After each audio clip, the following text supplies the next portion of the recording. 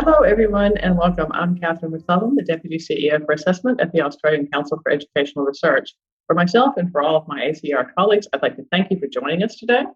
On behalf of those joining us from Australia today, I would like to begin by acknowledging the traditional custodians of the land on which we meet today and to pay my respects to their elders, past and present. I extend that respect to the Aboriginal and Torres Strait Islander peoples here today. I personally am on the land of the Wurundjeri people of the Kulin Nation and the traditional custodians of the land around our Melbourne office. So let's begin with our fifth and final, I'm sorry to say final, this has been such fun, webinar in the series, Raising the Professional Status of Teaching, the Big Five Challenges in Education in a Changed World. To start off, a few housekeeping points. All the attendees on the call will be automatically muted since there are a number of you and we don't have the background noise to distract the others or the presenters.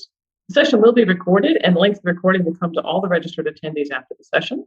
If you have questions, please do post them and use the Q&A feature, not the chat, because we don't want to lose good questions in an active chat log. So use the Q&A feature and please post them as they come to you, as we may ask the speakers to respond to some of your questions interspersed with the discussion.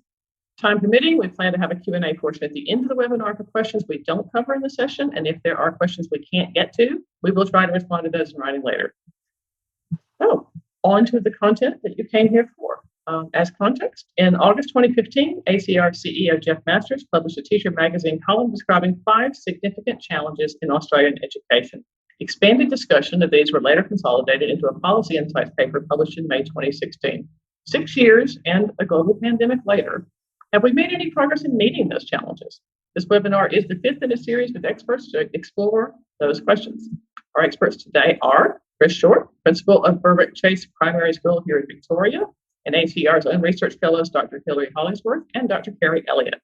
These 3 have come here today to discuss the 5th challenge, which, as stated in the article, is to raise the status of teaching as a career choice to attract more able people into teaching and to develop teaching as a knowledge-based profession. These 3 are here to share their views on teaching as a profession and how we address those challenges. So let's dive in with our first question for the panelists. So the first question is, how would you describe the current status of teaching as a profession in Australia? How does it differ from what Geoff described in the article? And Hilary, why don't we start with you? Well, thanks, Catherine, and good afternoon, everyone. In my observation, there's somewhat of a paradox. So local perceptions of teachers and schools are often very positive. And through the pandemic, these became even more so, with many parents acknowledging the important work of teachers. However, wider public perceptions are often negative, with teachers often criticised for having it easy, short hours, long holidays, or blamed for all kinds of community and societal problems and issues that impact students and their outcomes. And the status of the profession remains not very high. Public criticism's fueled by the media, and there's also a general sense that the wider population have experience and expertise to judge teachers in schools, based on the fact that everyone's been to school. And this kind of public judgment doesn't pervade other professions. Unfortunately, many of the negative views and criticisms of teachers present oversimplistic notions of the profession. Hilary? Oh, yeah. I am here. Hilary, I couldn't agree more. There's so many increasing demands on school teachers. School behaviours have changed dramatically in the time where I've been a principal, and they are seen as often the go-to to solve all of the issues that are being raised and developed within our society. Currently, schools are being asked to deal with respectful relationships, stranger danger, water safety, social and emotional learning, digital technologies, using technology for learning, as well as using technology safely, just to name a few. Each initiative in itself has really strong merit, and we don't disagree with anyone in particular. What it does do, though, it does infinitely broaden the demands on teachers and requires them to be experts and accountable on far too many disciplines. One positive we found out of remote learning experience was the newfound respect for how difficult and complex teaching actually is. Parents were immensely grateful when returning their students to full-time schooling. Sadly, it's not always carried into more engagement in their own students' learning now that we're back to full-time normal schooling. Kerry? Thanks, Chris. As Chris clearly noted, there are increasing demands beyond the core focus on teaching and learning. Many reports since the time of Geoff's article, for example, the Review to Achieve Educational Excellence in Australian Schools, also known as Gonski 2.0, the New South Wales Gallup Inquiry, and the Australian Professional Principal Health and Wellbeing Survey point to increasing complexities of roles in the work of schools, teacher and school leader workload intensification, so significant increasing requirements and responsibilities, the erosion of wellbeing, and a need for time for meaningful collaboration, planning, assessment, and monitoring student progress. There was a parliamentary inquiry into the status of the teaching profession in 2019. The inquiry was not completed. It lapsed at the end of the 45th Parliament. However, there were 90 submissions that raised many issues about the decline in the status. These were summarised, and the issues recorded included such things as work conditions, the intensification of work and high workloads, administrative burden, limited career pathways, a relatively flat teaching salary structures, and the invisible workload outside of working hours. For example, marking, planning, responding to parents, meeting increasing administrational requirements. Clearly, issues remain, and the status of the teaching profession is not considered to be high. This is problematic. That paints quite a picture of load and burden and the complexity of teaching. So as a follow-up question to that, why is it important that we raise the status of the profession? And what are the consequences if we don't? Hilary? Thanks, Catherine. Well, I think we'd all agree education is incredibly important. It's critical to all aspects of current and future endeavours. And we know that teachers work with approximately 16% of the population who are 100% of our future. And the importance of quality teaching to maximising learning is unequivocal. We know this from research, and we have experience of it as students, as parents, as teachers, as principals. However, what's often underappreciated is how complex teaching is. And it's becoming increasingly more complex, as Kerry already signalled.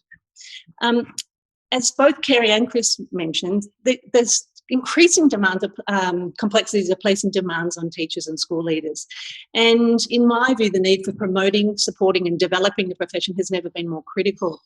Low professional status and poor public perception can lead to long-term detrimental effects on attracting new teachers to the profession, on the morale and motivation of existing teachers, and on positive outcomes for students. With respect to attraction, in recent years, in some locations, there's been a decline in applications and offers for teacher education, as well as in completion rates. And this is occurring just as the number of students and the need for the new schools is on the rise. The recent New South Wales Gallup inquiry, for example, projects that there will be 25% more students by the year 2038.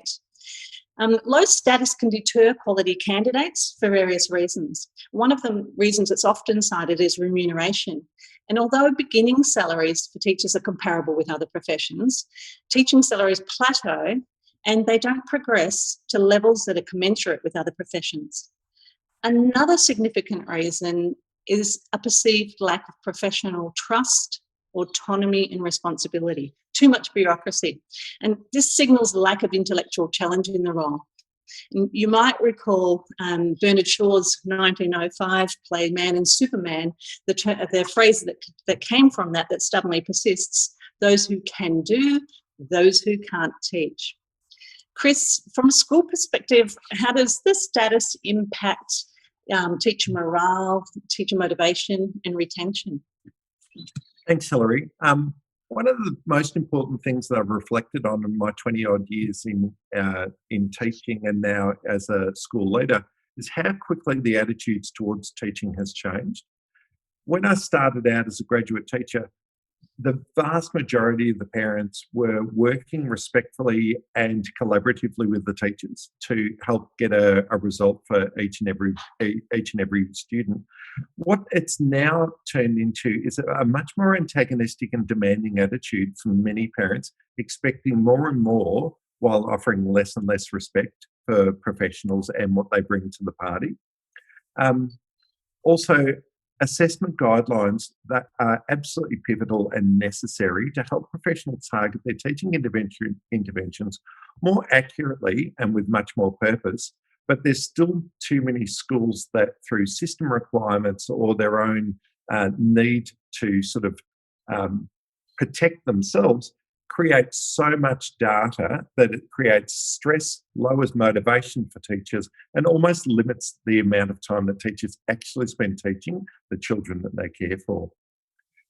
Increased administrative demand is something that has absolutely gone through the roof. And it's interesting, just on the sideline, that during 2020 and the pandemic, we noticed that things were changing in such a rapid way.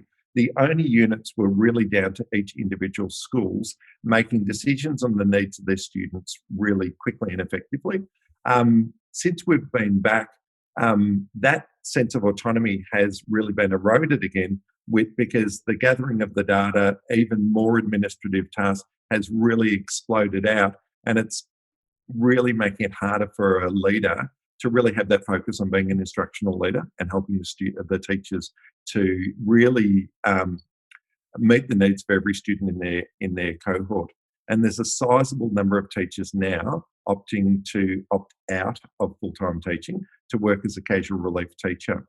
So they're choosing to do this in respect to their own family workload and home life balance, because the administrative workload is so great that now a real viable option is to do CRT work, know that you're going to get virtually every day's work, and yet all of the other stuff that comes over and above is no longer required of you. So it's driven them out of full-time teaching. Kerry? Thanks. Adding to what Chris and Hilary said, the low status can impact student outcomes. At the policy level, in the 2018 Promotion of the Profession report, highlighted that teachers who feel supported by parents, colleagues and school leaders are in a much better position to set up calm and productive classrooms. The Gonski review states that to continue to grow student outcomes, we need to attract and retain the best and most effective teachers in the profession. Teaching must become a high status profession of expert educators.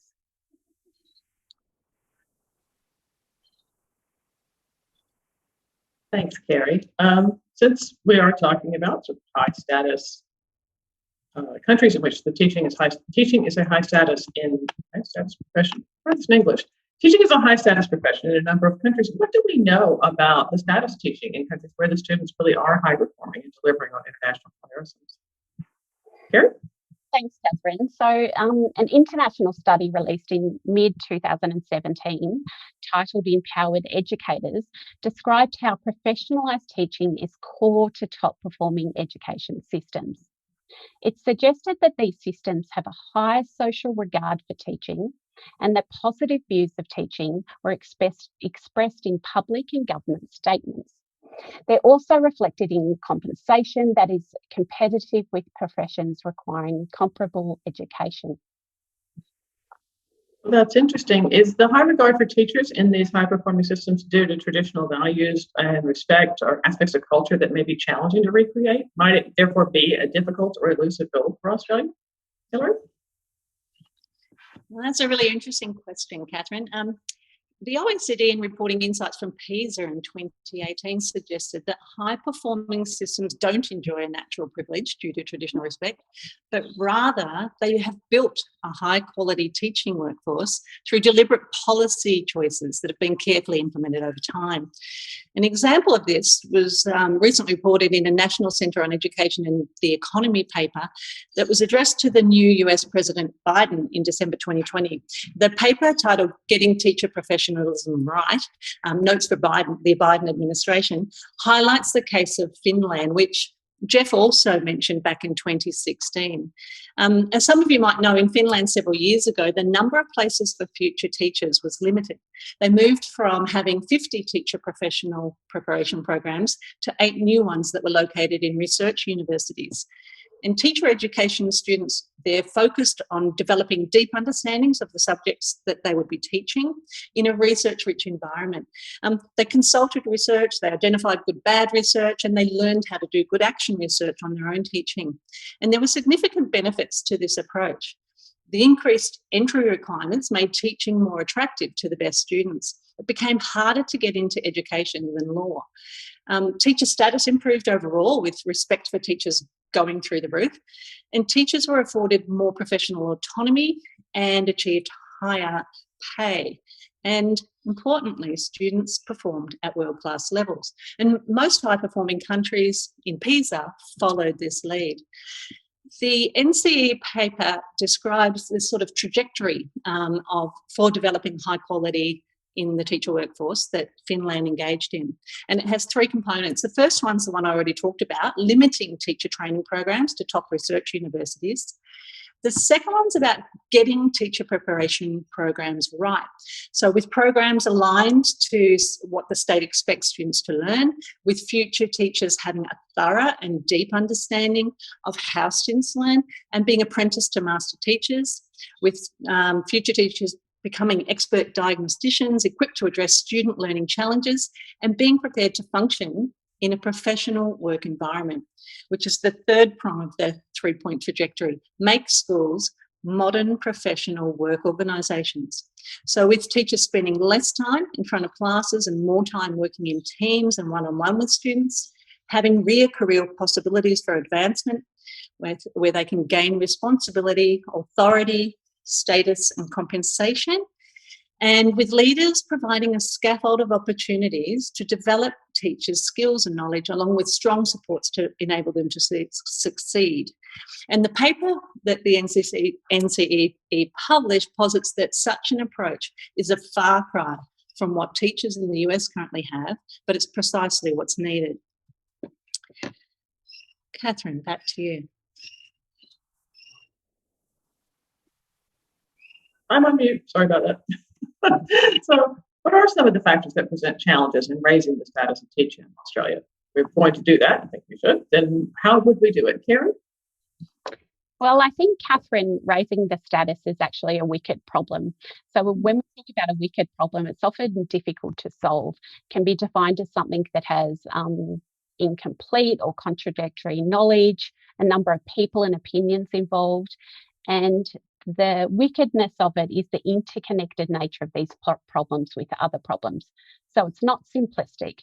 Raising the status really requires a coherent, coordinated and comprehensive approach, not a collection of ad hoc short-term fixes. So a few of the challenges are we don't have a career pathway that provides clarity, motivation and opportunities for potential and qualified teachers. And as mentioned before, we really need to have competitive relative salaries. Also, the demands of teachers are increasing, which Chris and Hilary have both highlighted previously. The role is becoming more and more complex, and the opportunities for time for support and development to deal with these complexities are not adequate. There's also the public treatment of the profession by governments and hostile commentators in the media that can deter school graduates with many alternative career options. So the attraction of the best and most effective candidates is particularly challenging. Retention is also an issue, with some teachers leaving early, and this may lead to a supply issue at a time when the demands for teachers is rising. Chris, what do you see as the challenges? Starting wages, as you said, Kerry, quite accurately, are really quite competitive, rewarding teachers who are starting out this new career. There is a progression through the pay grades over the years, with staff finishing off the progression at the top of an expert teacher. The real issue, the structural issue that I see, is that there's very little imperative to take on more responsibility or leadership roles. The pay increase from the top of teaching, the top of the teaching scale, and the beginning of the leading teacher scale is virtually nothing at all. The pay increase between the top of the leading teacher scale and assistant principal, once again, is almost negligible. However, the challenges in going into these new roles are immense. You take on leadership roles that expand and take on more responsibility for not just your domain, but maybe many domains. In my own school, one year level coordinator is in charge of over 140 students. So a sub-school leader is in charge of, say, 300 to 380 students. And that's a small school, or maybe even a medium-sized school. So the pressures that are handed on to these middle leaders quite often is not rewarded or structurally acknowledged through the department. I see in the very near future, and we've seen evidence already, of such a shortage of leaders that many positions will not be filled. Even more worryingly, they may be filled by very unsuitable or unprepared people with consequences further down the line. Currently in Victoria, we have approximately, I think it's something like between 15 and 18% of principals are in an acting role currently. And that's been an ongoing issue for several years now.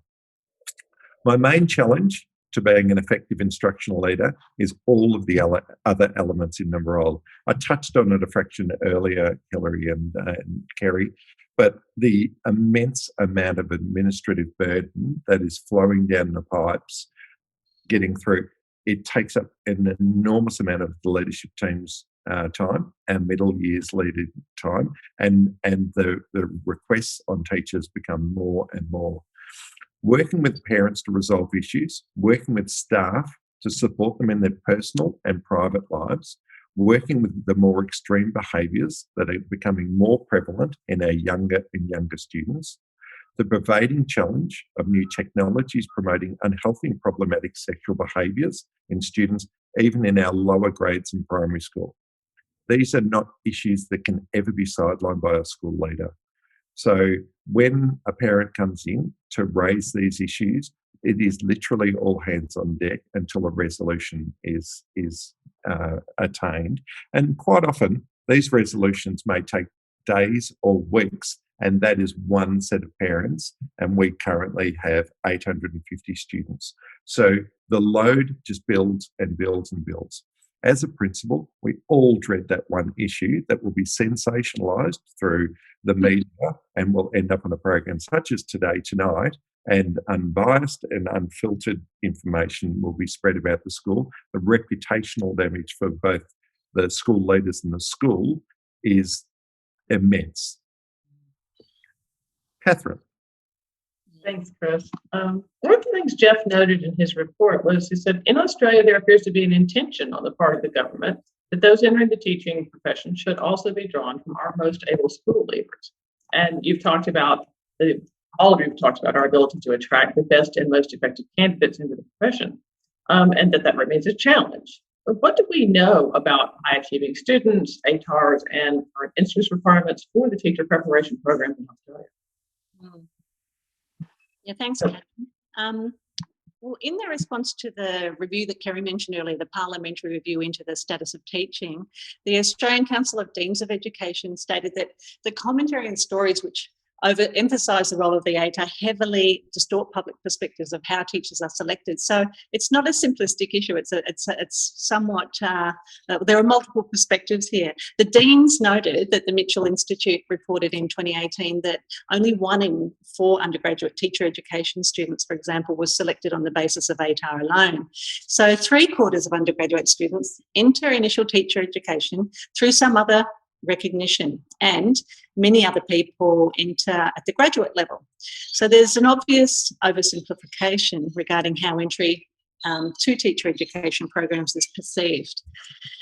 I think there's been some observations made by you, Chris. I remember we talked when we met about what you see as potential, the characteristics of potential employees of your own at your school. Yeah. Do you want to expand a bit on that? Yeah, I would love to. So I totally agree with what Hilary was saying, is that teaching is such a complex and people-oriented career that the simple distillation of one score at the end of your year 12, it just doesn't capture what it requires to be an effective teacher. So when selecting teachers for our school, we really look at other metrics as well. Do you have a growth mindset? Do you have the ability to effectively collaborate within teams? Do you have the ability to continue your professional growth from the first day you step inside the school to the last day you're within the school? Do you have the ability to work within a well-structured school environment and use those structures to help maximise student learning? And ATAR scores will not give you that just one answer.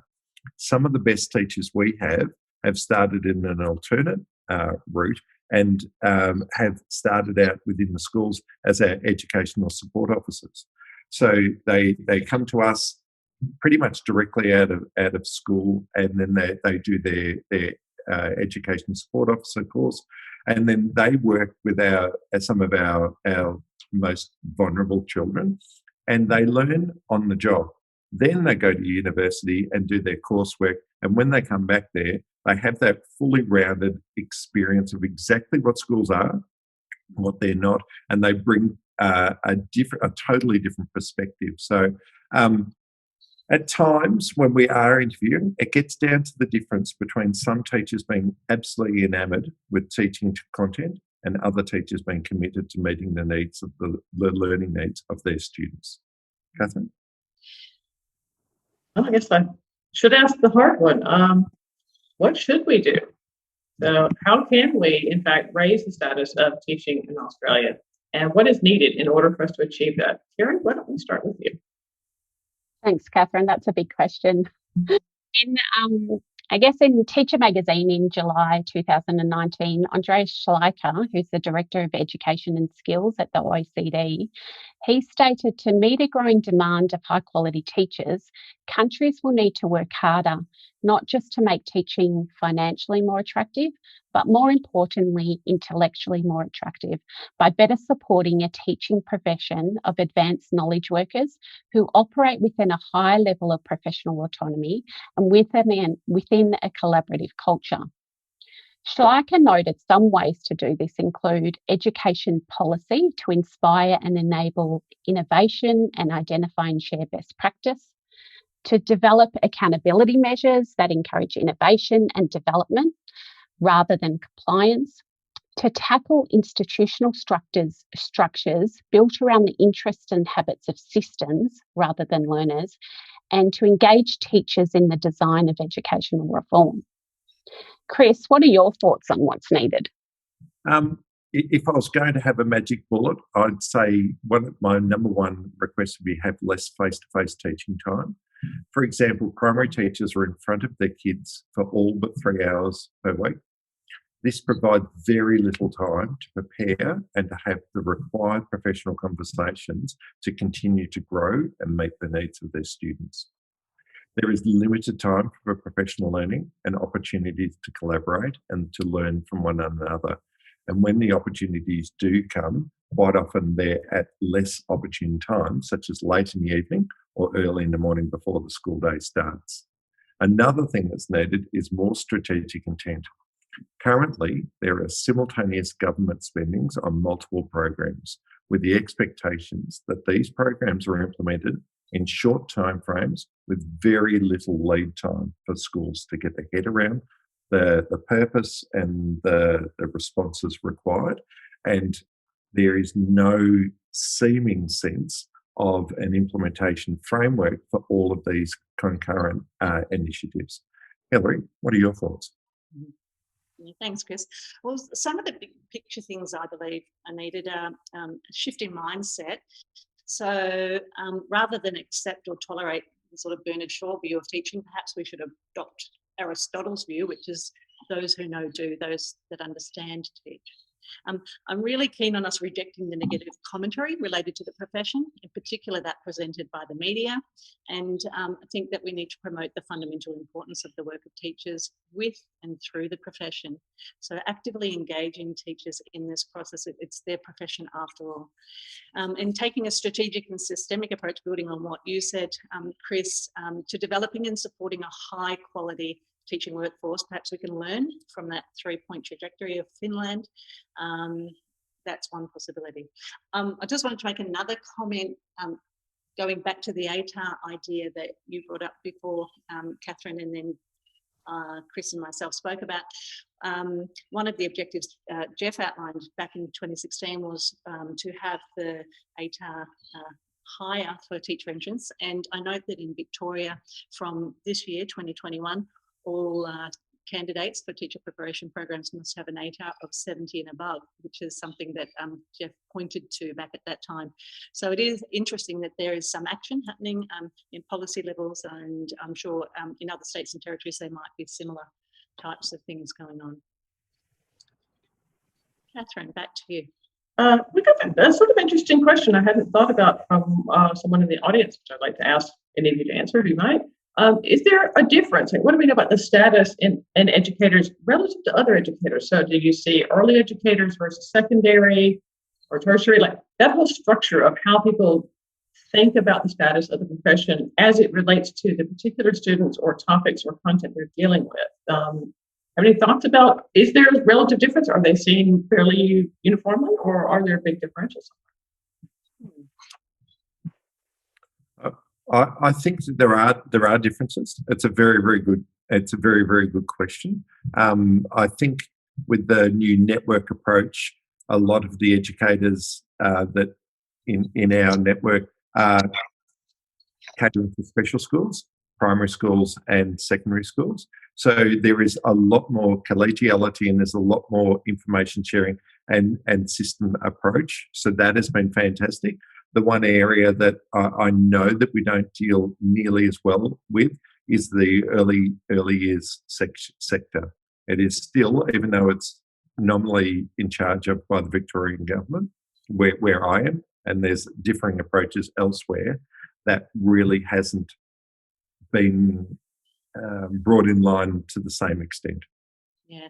And I think your observation, Chris, I agree with completely. And we know that early childhood educators have lower pay, not commensurate with primary and secondary, and that they do sort of experience some lower status through the press and in policy enactment and so on.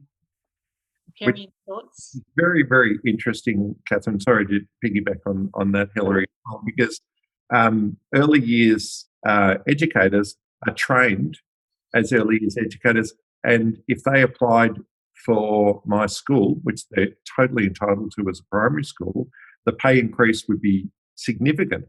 And yet the work that they're doing essentially is the difference between, say, 6 months and a child's development. They'll be dealing between a 4-year-old or a 5-year-old, and yet there's a significant difference, and that is reflected in the way in which quite often the community expresses their feelings. And it's kind of unfortunate, isn't it? Because we know, and we heard recently from one of our colleagues, Dan Cloney, and his guests on one of the seminars about the importance of that early start. You know, children having a really good, solid start to their education, and so it's critical work. And there should be, acknowledgement and respect around that work, and perhaps the things that we need to do to really promote that area. It was a great question, whoever asked it. I'd like to take a follow-up, and with the moderator's privilege, and coming from the US, obviously I've had a somewhat different experience, but another group of teachers in my experience who had potentially not quite as much status as I might personally think they should would be teachers who deal with students with additional needs. That is a very challenging area of teaching, and it is not always perceived as high status. Is that also true in Australia? Is it different here? I wouldn't necessarily agree with that. I think that all of my personal experiences and experiences from people within our network, we think that they walk on water. And from my last network, we happened to be lucky enough to have 3 special settings schools who were within our network of schools, and they were absolutely thought of as amazing, not just as for the work that they do, but the outward facing nature of their work. They would supply extra resources for those students who were eligible to be in special setting schools, but parents chose to go the mainstream route. As you would imagine, special schools have certain elements that are set up specifically, and mainstream schools maybe not. So they would help and do consulting work within our school to support that student to the best of their ability. So in my personal experience with my the network of schools I've worked with, I would say that they were held in very, very high regard, and the work that they do is absolutely outstanding. That's great to hear, Chris. Thank you. Cultural differences between countries. We've got another good question in the Q&A, which I'd actually like to ask, and I'll throw it open to all of you. Is a big piece of this being able to demonstrate what significant impact teachers have on learning, the value add of their expert practice? We have the time and the space and the tools to do this kind of work and show off the benefit of being in a classroom with a high quality teacher for students.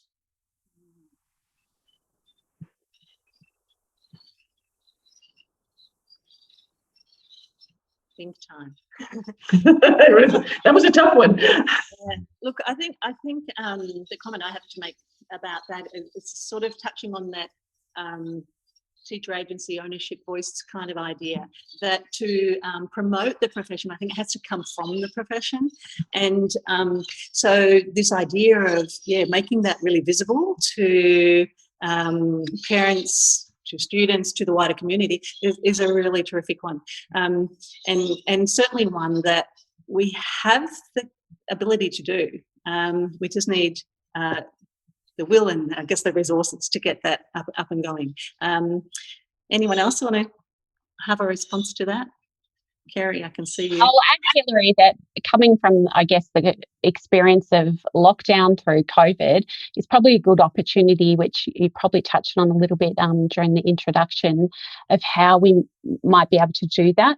I think parents and having students learning at home probably started to see more of what was happening behind the scenes at the school, and what a significant difference that teaching made to students, and I guess highlighting that was probably a benefit. What do you think, Chris? I think so. We had the strongest connection we've ever had with our parent population, and there's no real judgment there. It's essentially because people were so, prior to COVID, people were so busy. The median house prices around our area are about $1 million. It's very, very expensive to work. Most stuff and most parents work, and they do have a lot of trust in the school. But that sort of element backwards and forwards, you do you, we'll do us, and we'll meet at the school gate. We're trying to find out ways where we can maintain the rage and keep that openness and transparency open. But once again, now that we're opening our borders back up and all of that sort of stuff, the commercial reality of having to work and work longer hours has sort of set back into a new normal. So we do really want to leverage off all of the goodwill that we had during COVID, because the parents really respected the work that they did, because they tried to do it themselves, and they said, thank goodness you're here. You know, they saw that the art of teaching was not supplying work and looking at the children and making them comply. It was how many different ways they could explain the same concept, and the parents are saying, I gave up after one. Thank God you're here. You know, so we really want to maintain that, but we do have to be respectful of the finite amount of time that we have with our parents as well. I have a question that was submitted before the webinar about the potential to use roles like highly accomplished and lead teacher, like the network that's facilitated by ACER. Does that have a role? And if so, what kind of role would it have in raising the status of the profession, that sort of advanced certification and endorsement?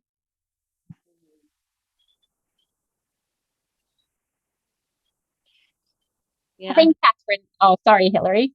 I think, Catherine, there's probably a couple of things. I think there's that whole recognition of expertise, and also acknowledging expertise and providing different career structures to what I talk about, stay in the classroom. So acknowledging that their expertise, and also being able to leverage and draw on expertise, I think is really an important component of raising the status of teaching. Hilary? Yeah, thanks. Yeah, thanks, Kerry. Just building on that a little bit, I think it definitely does have a role. I think professional certification is really important. If we get it right, it can provide that opportunity to stay in the classroom as an expert teacher.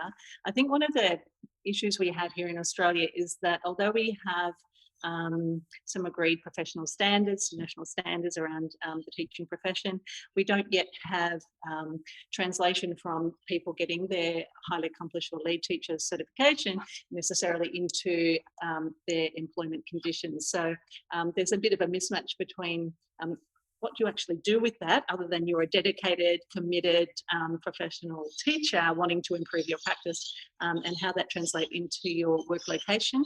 In some places, highly accomplished teachers and lead teachers are given great opportunities to work with staff and to carry a leadership role within the school.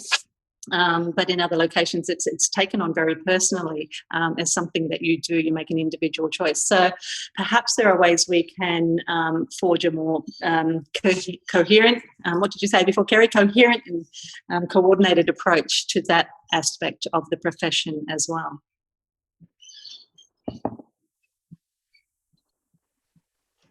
I think as a related question, and this occurs in my background as well, what does it mean for the status of teachers working in classrooms when many of the most prestigious, or at least perceived as most prestigious jobs in education are either outside of schools, such as they're out in the Department of Education, or they're consulting, or doing professional development, or they're in leadership roles within schools? Not that those roles aren't hugely important, but they do take people away from direct classroom instruction.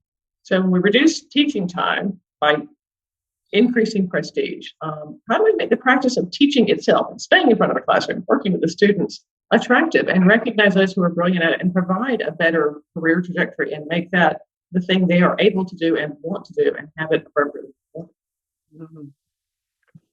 I'll have a crack at that. So I think our number one thing is that I've worked with some of the teachers at my school. I've been lucky enough that every time I've moved from a leadership position, they've come along with me. So it's been fantastic. They're now reporting, these are people who are 20-year practitioners within the classroom.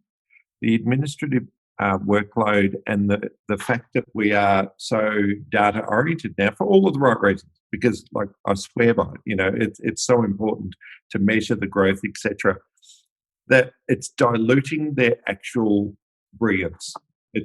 We need to somehow, whether it's structurally, get back to that notion of freeing up teachers to do what they do best, and that's teaching, and to collaborate with others to actually improve their own practice, but meet the needs of a larger cohort of students. So that may be having financial incentives, not necessarily to the teacher per se, but granting them much more time within their working day to have those collegiate and professional conversations to meet the needs of the students. So yes, it is resources, but how is that resources coming through? And teachers value time. They value that time to actually sit and collaborate, and when they do, they're brilliant. They don't waste a minute. They do the work. It's now that time has been eroded down to such an extent that by the time they get to do the work, they're exhausted and they're doing the work. So it's I think that would raise the status, because they are focusing on what they're actually brilliant at, Catherine.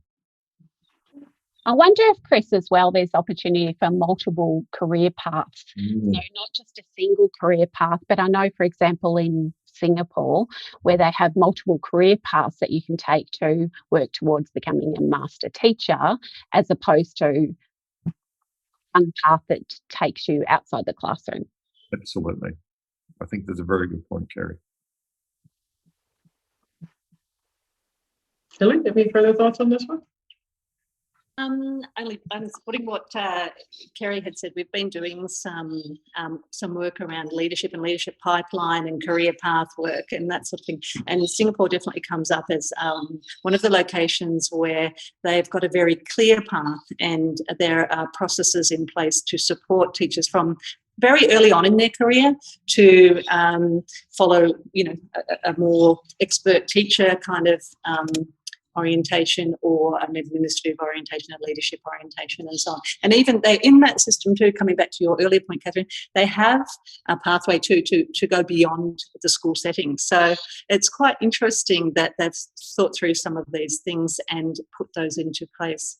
The other thing I just wanted to touch back on, the comment Chris made and then Kerry followed up, that focus on the core work of teaching and learning. I keep coming back to that and thinking about what a difference that can make to student learning outcomes if we could somehow think openly and differently maybe about the very many things that the very many demands are being placed on teachers, to come up with structures and ways of working that might provide opportunity for teachers to zoom in. And I know from my own experience working as a consultant following the time that I was in the school, I've seen some really good leadership examples and worked with some great leaders who've thought outside the box about how to create time for their staff to work together, and how they've put into place some very, very deliberate strategy around what that time can be used for, and some protocols to make sure that it's preserved for that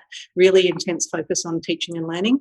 So there's great practice that can be shared, and without necessarily more money, but different ways of thinking. So maybe some of our leaders and having ways to share some of those practices, that's another opportunity that we have. Something we touched on briefly, but I'd actually like to go back to, because I think it's relevant to a lot of this in terms of attracting top students and raising the status of the profession. What is the most important element in initial teacher education as we're preparing students to step into the classroom? What is the most important thing we can do for them or provide for them, guidance or experiences or support, would really make that experience into a very positive one? I'm asking stumper questions today. I do find it interesting, Catherine, that we have teacher candidates who come and do their professional placements at our school. I find it interesting that my eldest daughter she's studying to teach maths and science at the moment. She's not going to step foot inside a school until her third year of university. Yeah. And that, to me, as a practitioner, that I've worked in schools for the last 20 years, how can that be? Like, to me, it makes no sense that you would not immerse the people who are going to be working in those educational settings as soon as you possibly can, because I do know too that there are people who do amazing work at universities. They do amazing research, they study, and then they get into schools and they realise they don't like teaching. And because it's not just the study, it's not just the intellectual capacity. Yet you have the livelihoods of, say, 28 individuals that come from a broad background, and to them that's just too hard. So I think there has to be a lot of thought into the pre-service approach and how it's meeting the needs of the candidates and how it's meeting the needs of them being 100% prepared for when they're starting on day one. I think that they're really valid points, Chris, and I know that there are some models around, including some that Kerry and I have worked in initial teacher education, that have a strong emphasis on teacher placement in schools, or teacher candidate placement in schools, and it's really provides that rich experience from the outset, that time to really consider whether the profession's for them or not, and give them an idea of what it's all about. The other thing we haven't talked about very much tonight, but I think it sort of goes in parallel here, is continuous professional learning. We're talking a lot about who comes into the profession and how many come in and so forth, but we have a huge body of teachers who are already working in the profession, and I think we haven't really spent a lot of time on the importance of supporting and developing them and raising the status of the profession for that group of people as well. I think that that's a really important one that we shouldn't leave behind in our thoughts and discussion on this topic. Chris, if I might ask a follow-up question on that one, I believe you are entirely correct in the idea that having pre-service teachers in schools to have experiences and practices in classrooms so that they don't go through an entire university experience and then realize they don't love this like they thought they did when they're in front of students. That's a great idea. I guess the other half of the question I'd like to hear your thoughts on it. How much burden does that add to the experiences of the classroom teachers themselves who are taking on students and practical experiences? How much does it add to the school load, which you've already talked about being quite high for teachers being time poor, the administrators having a lot to do? How much does that add? And are there ways we could approach or manage that system better if we want to put more students in front of classrooms earlier? Yeah, it's a really good question, Catherine, and I'll probably answer it two ways. Is that if you have a really good teacher candidate, they're an amazing resource that you can help mould and develop, and sometimes they can add value, because you've got another person within there, and it might be, right, here's my medium reading group, practice your guided reading skills with them, and it's one more resource that you can use within the classroom, and they get a supported experience within it. If you have a bad teacher candidate, oh my Lord, it is so much work. We actually had one the other day, this is only 2 years ago, who fell asleep 3 times at a planning meeting. So it's not overly good for your resume. So that is a lot of work for the teachers. So I'd say if we get the systems right and the supports right, teachers are more than willing to mentor young people and understand where they are. If you're in first year, we understand first years is really just seeing how it all works and jumping in wherever possible. When you get more interesting to the principals who are recruiting the following year and fourth year, and you spend more time in those classrooms, Catherine, I can tell you that, you're sort of sitting there and you can see them blossom and grow. But once again, it is very different when you have a really experienced practitioner within your classroom. Everything's a lot easier because they're doing a lot of the tacit management of classroom behaviour just by being there.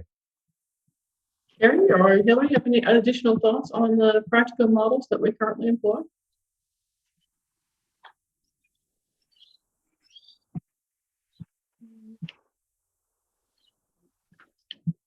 At this stage. Back to you, Catherine. Okay.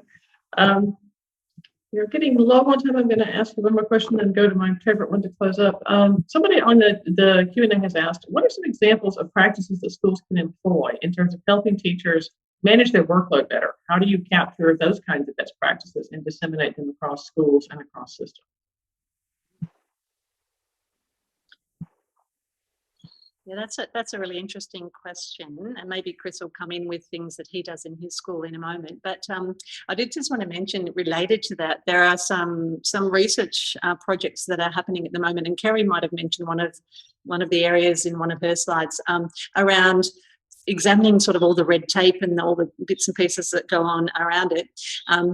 So there are some departments of education that have current projects looking at all the extra things teachers have to do. But also I wanted to mention another piece of work that we're doing, working very closely with some leadership fellows in a study for a philanthropic group, and looking at how they go about working with their staff and improving the learning of their staff and developing leadership in their schools. And I know that one of the fellows that we're working with has mentioned that he feels quite protective about the newer teachers in his cohort and his middle level leaders. He feels very protective because he does feel that they are overworked, overburdened, and have too many responsibilities. And what can end up happening is that can mean that he takes on a few more. But I think that management of workload is something that needs to be looked at across the entire school.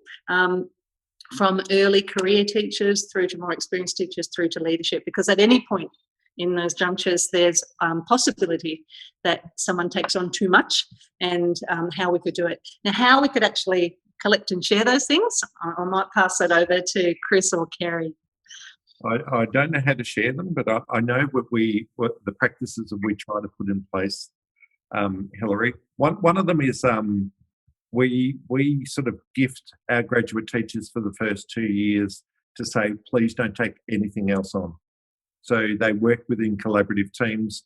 They're equal participants in all of the curriculum planning. However, in a realistic world, they bring a lot of enthusiasm, etc., but they might be overwhelmed at the start. So for the first 2 years, we structurally say, please don't take on anything else, because there's the desire for a lot of people to try to impress, because they may well be on a 1-year contract. Mm-hmm.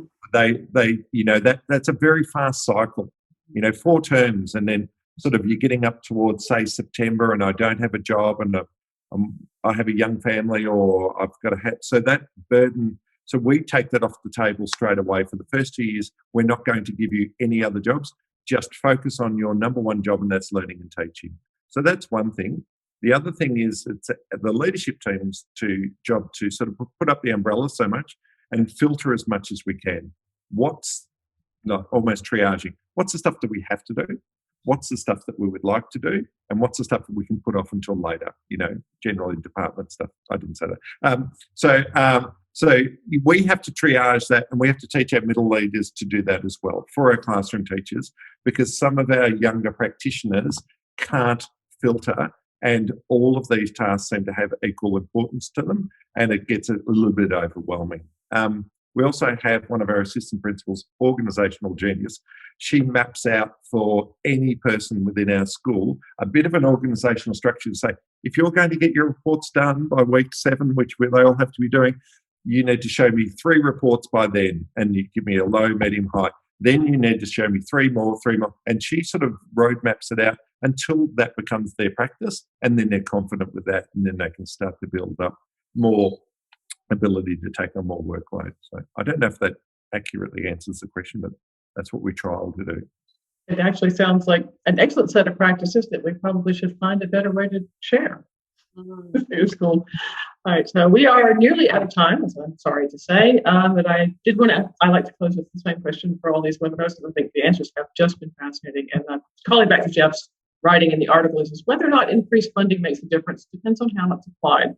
Seems like a true statement. So my favorite question is, if you had unlimited budget and resources, whatever you wanted, what would you do? What one concrete thing would you take on, would you tackle and try to solve, and why would you choose that particular thing? Kerry, why don't we start with you? Thanks, Catherine. So I'm going to take unlimited budget. I'm not sure about one thing, because I think we've kind of advocated today for this coherent approach. So I think what I would do with the money is take a systemic approach to address various challenges confronting schools that acknowledges there are both out of school and within school factors that impact student learning.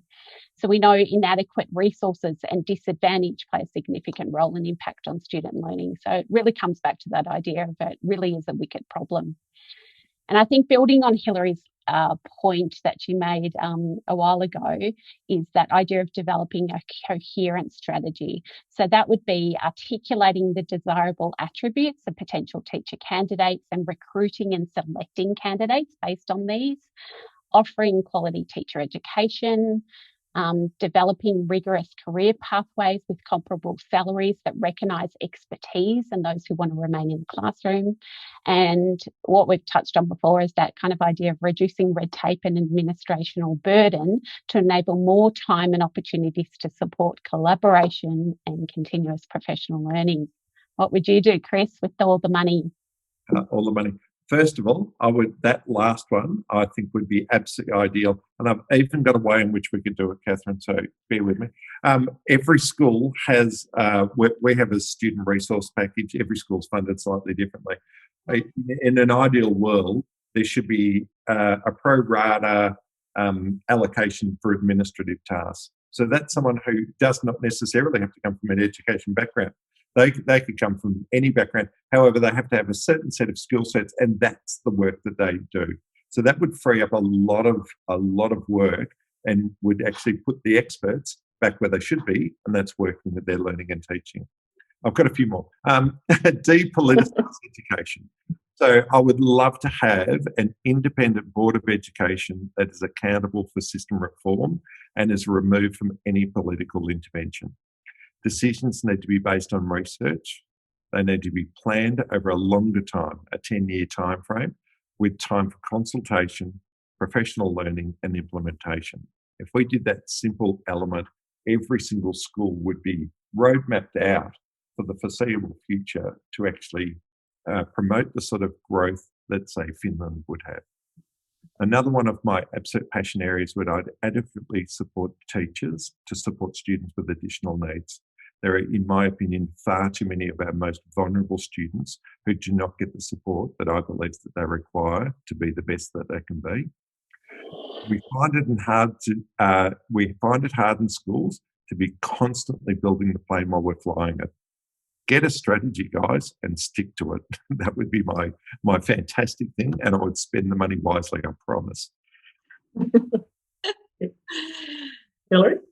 Okay, and for me, well, there's always an advantage of going last, isn't there? Because since there's unlimited money, what I would do first is fund Kerry and Chris's ideas and strategies, so they're taken care of, and then prioritise creating an effective national system that enables teachers to develop their professional practice through their careers. So I'm really eager for that system to be continuous and provide coherent opportunities from initial teacher education onwards through continuous professional learning, and acknowledging that teacher agency ownership voice that I mentioned before.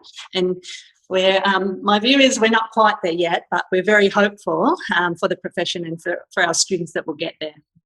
So thanks, everybody. Back to you, Catherine. Thank you, and thanks everyone for being here. We are right at time, so I'm sorry to tell you we are out of time.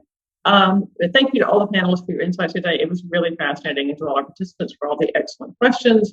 I've really enjoyed moderating these sessions, and I'm sorry to see them go because I've learned so much from all our panelists. I hope you have as well. Thank you, everyone, for attending, and we will talk to you soon. Thanks.